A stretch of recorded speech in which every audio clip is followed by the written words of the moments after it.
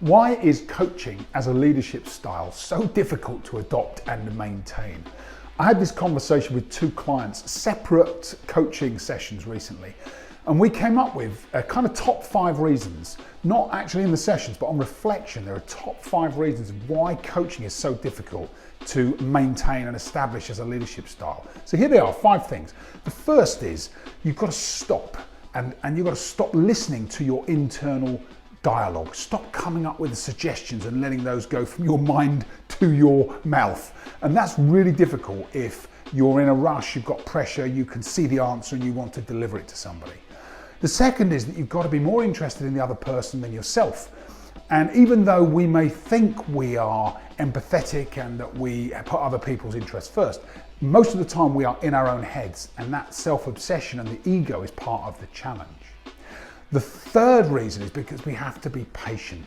Coaching takes patience. We don't get a quick hit. We have to wait and let the other person come to their conclusion. We may already have an inkling around the idea or our own suggestions, and we have to hold them when we're coaching and let the other person go through that discovery themselves so they make the connection, the neuro associations and the connections they need to make in order to progress and make their own decisions and take action on it. The fourth is, interestingly, linked to neuroscience again. When we solve problems ourselves, we get a dopamine hit. Our brain feeds us that feel-good chemical. When we're coaching and someone else is coming up with the solutions and the answers, we don't get the same level of short-term positivity and neuro happiness, that neurological happiness. So we're having to wait and let somebody else have that dopamine hit. This was a comment a client said to me recently when we had this discussion.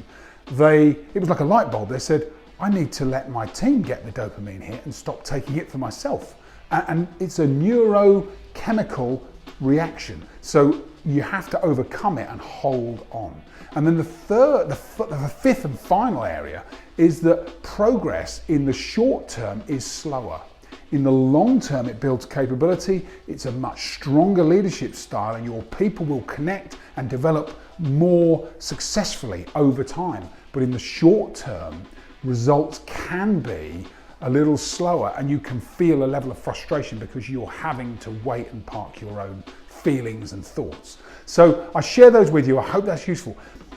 Don't let any of those 5 challenges distract you from adopting a coaching style. It is the best leadership style when you want to motivate and move your teams forward and engage them in a future vision. So I hope that's useful, and I look forward to seeing you on the next video from Focus for Growth.